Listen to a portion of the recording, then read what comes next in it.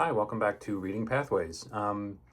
This is episode 2 in what I'm calling Establishing a Reading Baseline series, which to me is essentially my term for explaining all the books that I've accumulated over the last year or two-ish to fill up some bookshelves in this room here, in furtherance of the goal of quote unquote establishing a reading baseline, which again I mentioned last video, but what that means to me is I'm still kind of just scratching the bare little minimum surface of being widely read, I guess.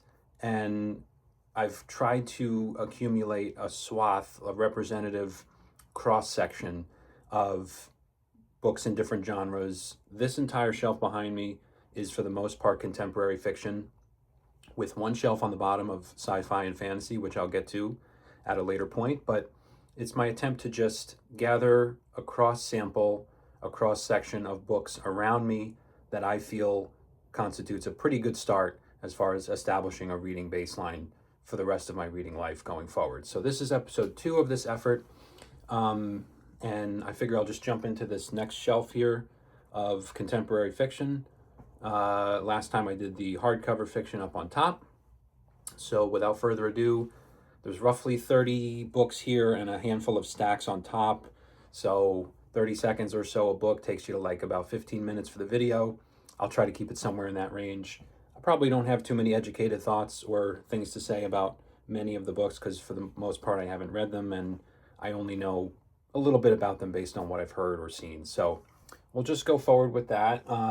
So starting with the top, I have a few stacks up here, kind of author stacks or sets, like things like that that kind of got pushed up above the rest of them. So if I start here, this is a author stack. So this is a David Mitchell stack. Upside down? No, I think we're good. So this is David Mitchell stuff that I've grabbed. The impetus for really going out and grabbing a bunch of David Mitchell was this book, Cloud Atlas, which is, a pretty popular one of his that gets talked about a lot. And I did get around to reading this one earlier this year and really, really liked it. It's a little, interesting of a structure of this with, this has been talked about many times and there's a lot of videos in depth breaking this one down, but it's basically short little segments of intertwining stories that each one jumps several hundred or sometimes 1,000 or so years into the future. And then each story is progressed up until about the midpoint of the book. And then the stories are told, the second half of the stories is told in reverse order for the rest of the book till their conclusion at the end. So this was picked randomly off the shelves. Like I said, I don't usually go in with an agenda on the shelves to try to grab something. I just let random guide me through what I've accumulated in here, but it did grab this one. And I'm glad that it did. This was a really good read. And so then from that point on, I've been looking out for David Mitchell books if I see them, at the library sales and whatnot that I tend to visit. So Slade House is another one.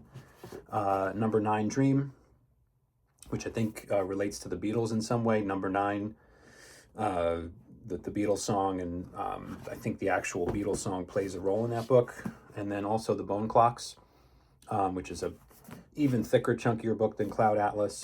And then Black Swan Green, which I don't know the publication order of these. I don't know if this is one of his earliest ones, but once I read an author like David Mitchell and something like Cloud Atlas and it connects with me in a pretty substantial way, then from that point forward, I will look out for that author and see if I can continue to gather up some other candidates to be read. So that's what led to those. And then a similar explanation for the next author stack up here, which is A.S. Byatt. So if I grab these here, the book that kicked it off for me with A.S. Byatt is Possession. I guess maybe her most well-known. I think this won the Booker Prize. And I talked about it a little bit in some videos I posted earlier in this channel, but it actually is one of the longer standing books I've had on my shelves for a long time. And it's one of the first that got picked randomly beginning of 2024, last year, I think, when I finally broke through and started actually reading again. And I just was entranced with this. I mean, I remember reading this, you know, falling asleep at night with like the book light in the dark, and the tone that set, the setting that set with this book, with the romantic letters written back and forth between the poets from the Victorian age, and then the contemporary romance unfolding at the same time in the book. Just incredible experience reading that one for me. So similar to David Mitchell, you know, that sent me on an A.S. Byatt sort of path. And if I see her out, you know, in the wild, I try to grab stuff. So I also have a Whistling Woman. Let's see, we have Still Life. And a lot of her covers are these kind of pretty, like, Victorian looking, you know, washed out, like, painting type things. And then The Game is another one. And then finally, Angels and Insects, which is 2 novellas. I don't know if they are called Angels and Insects or what the 2 novellas are actually. Okay, so I think they're Morpho Eugenia and the Conjugal Angel. But yep, just another example of I like possession, so therefore, if I see A.S. Byatt, let me go ahead and grab that. And then the last little stack on top up here, it's not all an author stack. It's kind of a set with a slight little tiny author stack of Vonnegut. So I've read Slaughterhouse-Five. I have not read Cat's Cradle. I've read a few short stories by Vonnegut besides Slaughterhouse-Five, but that's about it at this point. But it's, you know, they're both in these kind of dial press editions of Vonnegut that you see commonly for him. And Cat's Cradle is the only other one I have at the moment, but I have heard that that's another good one to check out. And then this set here is these are olive editions from Harper Perennial. I guess they put out this sort of, you know, these colorful lined spines here of these books. And I don't know what the selection process is for these, you know, what makes it into this line. But they're these kind of little paperbacks. So this is The Known World, Edward P. Jones. I don't exactly know too much other than, did this win the Pulitzer? I think this might have won the Pulitzer or some prize. And I think it's about slavery, or it's from the perspective of a slave, I think, or a slave owner, a black slave owner, I want to say. Again, don't quote me on that, but I know it's something to do with that. And then Beautiful Ruins by Jess Walter. So the first of these olive editions that I ever found was this one, Jonathan Safran Foer, Everything's Illuminated. This is from the early 2000s, this one. And, you know, I grabbed this at a time that I had heard of this author, and incredibly loud and, you know, extremely loud and incredibly close, I think, is his other really popular one. But I have Everything is Illuminated, and once I had this one, then after that point, I saw a couple more of these olive editions from some library sales, so I figured, you know, create a little set of those. And the last one would be Commonwealth by Ann Patchett. And again, the theme of this bookshelf introductory tour here is that I really haven't read any of this, 99% of this, but that's the pathway going forward, is to try to read through these. So I've heard of Ann Patchett, and Commonwealth, I think, is one of her more popular ones, so I put those separate because they're kind of like a little uniform set. So then we get into just the regular shelf. So this is basically all library sale finds, library book cart, you know, finds for really cheap, stuff like that. And I've been amazed, again, at what you could find for $1.50 sometimes, at least where I'm browsing from time to time. So I just try to scoop things up that I think, you know, fit in a nice contemporary fiction cross-section of things that I should probably get out there and read. So starting with Joshua Cohen, The Netanyahus.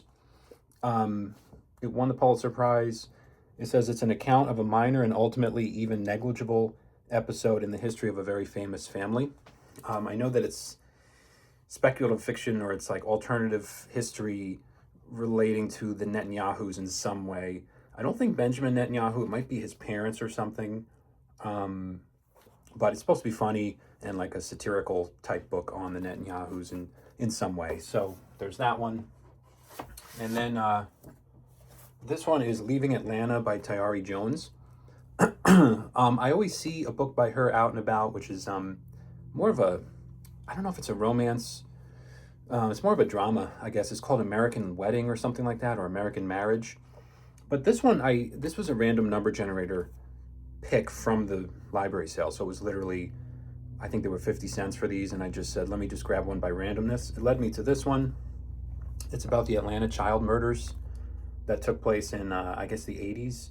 And it's a fictional take on that. So that's Leaving Atlanta. Next, Maurice Guy, Crime Story. I don't know really much other than I believe he's a New Zealand writer.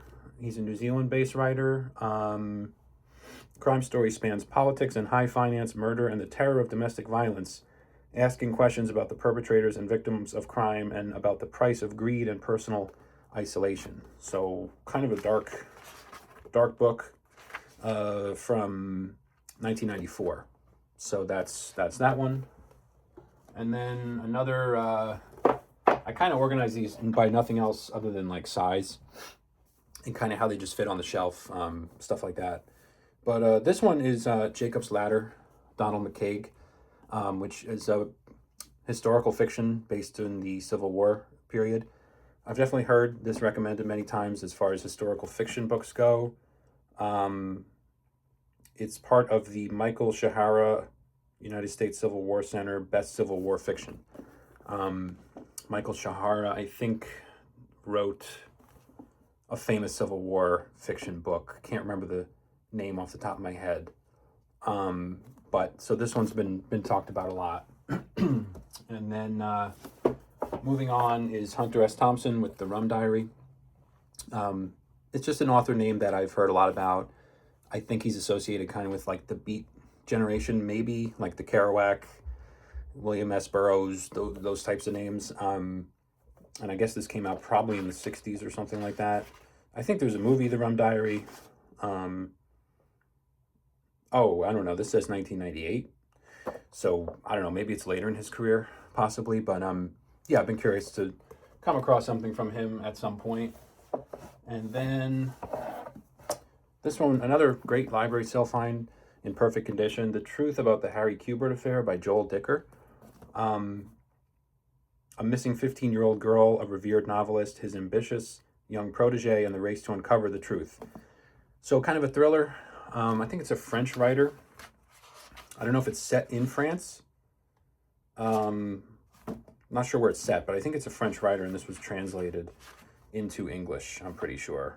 And it's set in the 70s, it looks like. So, yeah, that's seemed like an interesting one to grab. And then I have a Percival Everett book, The Trees.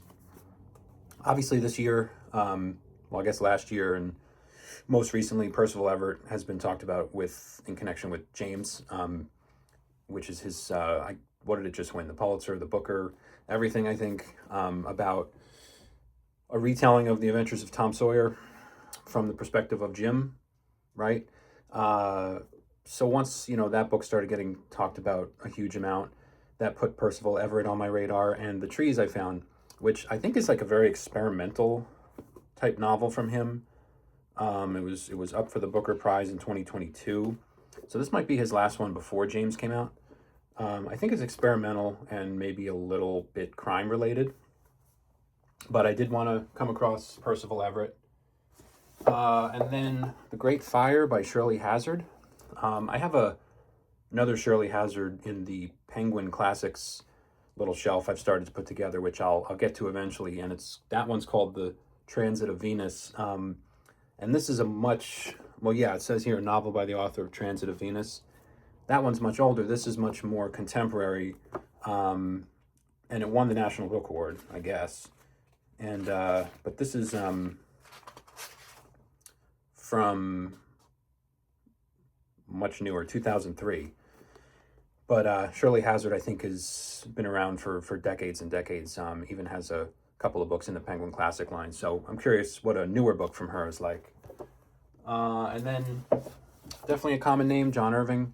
A Prayer for Owen Meany. I think this is the second John Irving book I have on my shelf. I've only read one other by him, which is The Water Method Man. So I kind of want to get to his big name ones like Prayer for Owen Meany and maybe World According to Garp, Cider House Rules, if I get to that. But this will be the next one from him. And then another like prize-winning, prize-nominated type book. It was up for the National Book Award, The Yellow Birds by Kevin Powers. Let's see. The War Tried to Kill Us in the Spring begins this unforgettable account of friendship and loss. In Al-Tafar, Iraq, 21-year-old Private Bartle and 18-year-old Private Murphy have been dropped into a war neither is prepared for. So I guess war-related fiction from sometime in the like 2010 to 2015 range. I think it's somewhere in there. The Revenant by Michael Punk. I'm terrified of bears. So there's that. I have kind of like a mortal fear of bears. And you'll see that in some other bookshelves I've put together here. They do crop up from time to time. And, I haven't seen the movie The Revenant with Leonardo DiCaprio, but I have seen some clips of the bear doing its work in that movie, and it comes from this. So this should give me a couple nice nightmares. And then Marilynne Robinson Gilead, another, woman writer who's been around for decades, I believe, but I think Gilead's kind of her most well-known, I guess, or well-regarded book from 2004. And I've heard this talked about many times as a really good read, so I wanted to check that one out. Then we come to a book I actually have read. I might be the only other one up here I've read. This was also something I read earlier this year, The Art of Fielding by Chad Harbach. Has to do with the main character, who is a kind of like baseball prodigy. And he's an incredible shortstop. He reads a fictional book called The Art of Fielding by a retired baseball player, and it's kind of like his personal Bible. But a play goes wrong at one point, and he makes an error, and I don't want to spoil it, but he hits his friend in a near fatal way. The friend being someone who's actually a really funny character in this book. But I've heard mixed things about this book and the author, but I got through it at a pretty nice pace. I mean, it's pretty long. It's like almost 500 pages, but it didn't feel like a slog to me. It went pretty nice and smooth. And the baseball stuff didn't really dominate this. It's a lot about relationships forming between friends and also romantic relationships. And the main character, who's the prodigy, has sort of like this mentor who goes to college with him. He recruits him to join them at college, and but he turns out to be a little bit of like a loose cannon and kind of a burnout type character who also brings a lot of flavor to this book as well. So I liked reading this. I don't know if I would, hang on to this forever, but for now, it's got a solid place in my mind on my contemporary fiction shelf. So, and then next is book one in the My Struggle, Karl Ove Knausgaard. Another, speaking of mixed things, I've heard a lot of mixed things about this book, this series, this author. Is it fiction? Is it nonfiction? It's basically his tale of his life in a fictionalized version. But at least I wanted to get book one when I saw it at some point, because it seems pretty polarizing, but it also seems to be well regarded by a lot of people. And I know that him as an author is followed by a lot of people as well. So this seems like the place to start with him, at least as far as I've seen on BookTube and other places. So I'll be curious to make my own judgment on it. And then this is kind of just an oddity, a random thing, but this is Yolk by Mary H.K. Choi. I think it's a young adult type book about sisters. But it really caught my eye, the cover, the title, and there's a little bit of a personal connection with this in a way. I know somebody that is toiling away at trying to write their own book, and the word yolk has a prominent involvement in that book. And so I've been sort of reading drafts of that for quite a long time now. And so yolk is always something on my mind. And I saw this, and I've seen it around a couple other times since then, but I took a chance on that one. And then another kind of modernish, 21st century prize winning type book is Lincoln in the Bardo, George Saunders. I have since I grabbed this, also grabbed one or two George Saunders short story collections. I think he's most famous for those, but this was a pretty major book from him in the last 10 or so years. And yeah, won the Booker Prize. I think it's about Lincoln. Well, it's about Lincoln's son who died, and then I believe Lincoln's son is suspended in like purgatory, like a post death, but like not afterlife type place yet. And Lincoln himself, I think, plays a role in that. He tracks him in that place or something, and then it's told as like a almost in the way of like a play, kind of like it's written in a strange kind of format, but there's like lines delivered by certain historical characters in this that are in the Bardo. So yeah, I've heard a lot of really good things about this. Then I have two by Tom Robbins, another 20th century author that I just have heard a lot about. I haven't read him, just like I haven't read most of this, but I found this one in a little free library, I'm pretty sure, another roadside attraction, and then, thrift store or library sale, one of those two, Villa Incognito, which is a more modern one, I think. This one's a little bit older. There's one other big one from him I hear a lot about, which is, I think, Still Life with Woodpecker.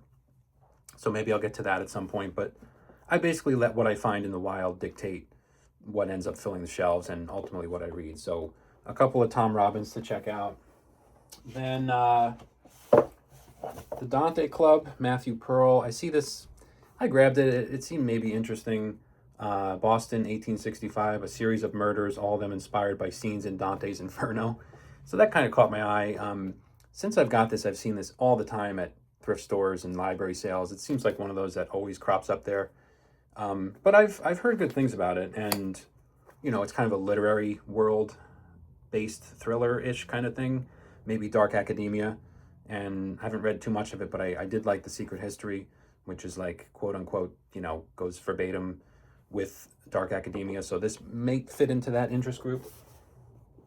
And then this is Natural History by Maureen Howard. I don't know anything really about this. There's a blurb on the back, a thoughtful, original, grandly generous book by Susan Sontag. So I do think her opinion holds quite a bit of weight. And this came out pretty long time ago, I think, 1992. So again, 20th century fiction from prominent books, prominent authors, things that I consider part of a cross section of things that I should be reading to start becoming read, to start becoming widely read and start to form opinions on favorite authors, favorite types of writing, favorite genres, to go from there. And this is a book I've definitely seen out there in that vein. Another one I see quite often when I'm out browsing is Old School by Tobias Wolff. I guess it's a bestseller. The protagonist of Tobias Wolff's shrewdly and at times devastatingly observed first novel is a boy in an elite prep school in 1960. He's an outsider. He wants to become a writer. So, that's kind of the scene being set with this one. And then another one that I've heard tons of good things about is Song of Achilles by Madeline Miller. I guess it's from 2012. And I think it's another retelling of Achilles and who's the other one? Patroclus. And I think that, their relationship is the key, plot to this. But, I found this quite a long time ago at this point, but it's here. It's among the books that I would hope to read at some point, and I've heard good things. And then this one is C.S. Lewis, the Screwtape Letters. So I don't even know if this would is this pre-1950 or, because this shelf I try to limit to 1950 or later-ish.